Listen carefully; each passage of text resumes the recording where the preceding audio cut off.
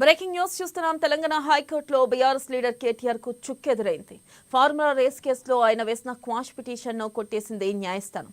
ఇక 409 సెక్షన్ ఈ కేసులో వర్తించదని, ఇక 313.1 సబ్ క్లాస్ ఏ సెక్షన్ వర్తించదంటూ కేటీఆర్ లాయర్లు కోర్టులో వాదించారు. అయితే అటు ఏసీబీ ఇటు కేటీఆర్ లాయర్ల వాదనలు విన్న కోర్టు చివరికి ఏసీబీ వాదనలను పరిగణలోకి తీసుకుంది.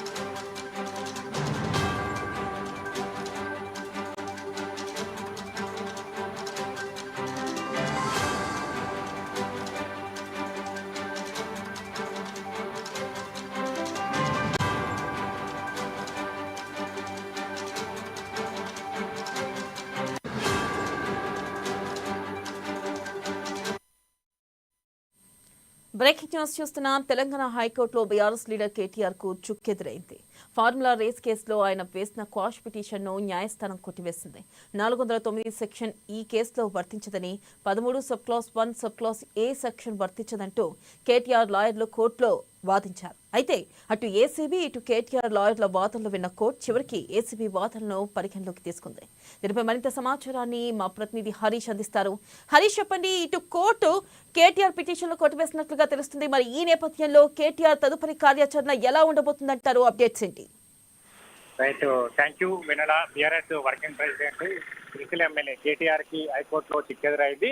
ఆయన ఏదైతే ఫార్ములా ఈ కార్ రేస్ కి సంబంధించి క్యాష్ పిటిషన్ వేయడం జరిగింది హైకోర్టు. దానికి సంబంధించి కూడా హైకోర్టు అంటే ఒకవైపు ఈ అంశం పైన కూడా ఒకవైపు ఏసీబీ కావచ్చు, మరోవైపు ఈడీ విచారణ కొనసాగిస్తున్న ఆ నేపథ్యం ఉంది. దాంట్లో కేసీఆర్ ఈ కేసును కొట్టివేయాలని కూడా హైకోర్టులో పిటిషన్ వేశారు. ఇరు పక్షాల వాదన ఉన్న హైకోర్టుకు సంబంధించి కూడా ఈ రోజు వరకు తీర్పును రిజర్వ్ చేసింది. కాసేపటి క్రితమే ఇందుకు సంబంధించి కూడా తీర్పును వెలువడించిన నేపథ్యం ఉంది. ప్రధానంగా బీఆర్ఎస్ వర్కింగ్ ప్రెసిడెంట్ కేటీఆర్ కి సంబంధించి ఆయన వేసిన క్యాష్ పిటిషన్ సంబంధించి కూడా కొట్టివేయడం జరిగింది. ఇక ఏసీబీ సంబంధించి ఏసీబీ కేసు సంబంధించి కూడా కొట్టివేయాలని కూడా గతంలో ఏదైతే కేటీఆర్ కి సంబంధించి హైకోర్టులో పిటిషన్ వేశారు.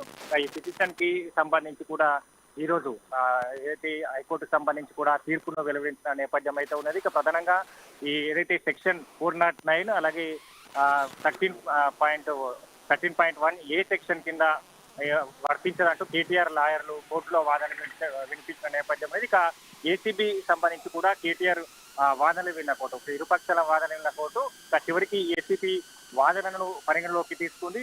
ఇక దీనికి సంబంధించి మరోసారి కేటీఆర్ కి సంబంధించి కూడా ఏసీబీ అలవైపు అయితే ఈడీకి సంబంధించి కూడా విచారణ చేసే అవకాశాలు అయితే కనిపిస్తాయి. ఇక నిన్న సంబంధించి కూడా ఆయన ఏసీబీ సంబంధించి కూడా విచారణకు హాజరు కావాలి. వైపు ఏసీబీ విచారణకు సంబంధించి తన లీగల్ టీమ్ ని తన వెంట ఉండాలంటూ కూడా నిన్న కేటీఆర్ సంబంధించి కూడా ఏదైతే ఆయన విచారణకు హాజరు కాకుండా వెనుదిరుగుడు వెళ్ళిన నేపథ్యం అయితే కనిపించింది. ఇక ఇందుకు సంబంధించి అంటే ఏదైతే నిన్న ఆ లీగల్ టీమ్ కి సంబంధించి ఆయన వెంట ఉండాలని కూడా ప్రధానంగా ఆయన నిన్న ఏదైతే విచారణకు హాజరు కాలేదు. ఇక ఈ అంశాన్ని కూడా ఏసీబీ ఈ రోజు కోర్టులో వినిపిస్తున్న నేపథ్యం అయితే కనిపిస్తుంది. ఇక మొత్తంగా అంటే ఈ ఏదైతే ఈ ఫార్ములా ఈ కార్ రేసుకు సంబంధించి కూడా దీంట్లో నిధుల గోల్మాల్ జరిగిందని కూడా ప్రధానంగా ఒకవైపు ఈ కేసులో ప్రధానంగా అయితే ఆరోపణలు అయితే వినిపిస్తున్న నేపథ్యంలో మరోసారి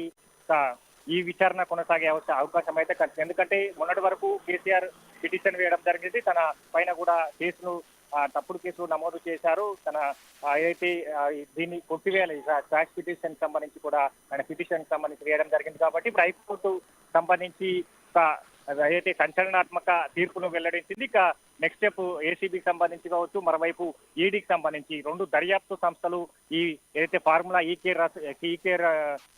కార్ రేసు సంబంధించి కూడా విచారణ జరుపుతా ఉన్న నేపథ్యం అయితే కనిపిస్తుంది. కాబట్టి ఇక నెక్స్ట్ స్టెప్ ఎలా ఉండబోతుంది, ఒకవైపు కేసీఆర్ అరెస్ట్ అవుతారంటూ కూడా ప్రధానంగా వార్తలు వినిపిస్తున్న నేపథ్యంలో హైకోర్టు తీర్పు వెల్లడించిన నేపథ్యంలో ఏసీబీ నెక్స్ట్ స్టెప్ ఏం తీసుకుంటుందో, మరోవైపు ఈడీకి సంబంధించి నెక్స్ట్ స్టెప్ ఏముండబోతున్నట్టుగా కూడా సంచలనాత్మకంగా ఏదైతే మారే అవకాశాలు అయితే కనిపిస్తున్నాయి.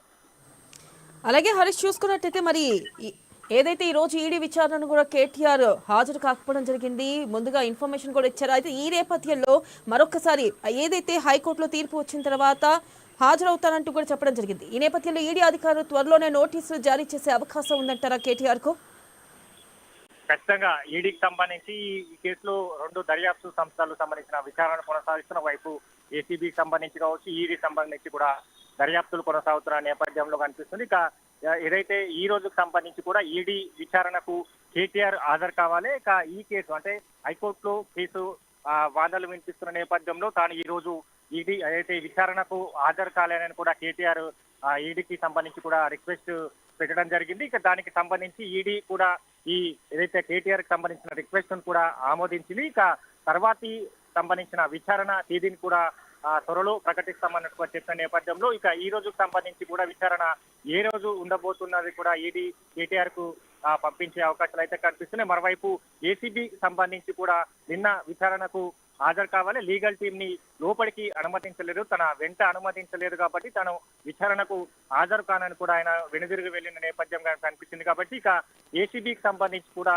మరో విచారణ తేదీని కూడా ఇచ్చే అవకాశాలు అయితే కనిపిస్తున్నాయి. ఇక మొత్తంగా ఫార్ములా ఈ కార్ రేసుకు సంబంధించి కూడా సంచలనంగా మారే అవకాశాలు అయితే కనిపిస్తున్నాయి. దీంట్లో ప్రధానంగా నిధుల గోల్మాల్ కి సంబంధించి కూడా గతంలో హెచ్ఎండిఏకి సంబంధించిన కమిషనర్ కావచ్చు, దీంట్లో ఎవరెవరు ఉన్నదానిపైన కూడా విచారణలో తెలిసే అవకాశాలు అయితే కనిపిస్తున్నాయి. క్యాష్ పిటిషన్ సంబంధించి కూడా ఈ రోజు కొట్టువేయడం జరిగింది. కాబట్టి దర్యాప్తు సంస్థలకు సంబంధించి కూడా విచారణ చేసుకునేందుకు ఇప్పుడు ఒకవైపు మార్గం సుగమమైంది. కాబట్టి ఇక విచారణ ఏ విధంగా కొనసాగిస్తబోతోంది, ఒకవైపు కేటీఆర్ కి సంబంధించి ఏసీబీ ఏ తేదీని ప్రకటించబోతుంది, ఈడీకి సంబంధించి కూడా విచారణకు ఏ తేదీని పిలిపించేందుకు సంబంధించి కూడా ఈ రోజు స్పష్టమైన తేదీలను కూడా ఇవ్వనున్న నేపథ్యం అయితే కనిపిస్తుంది.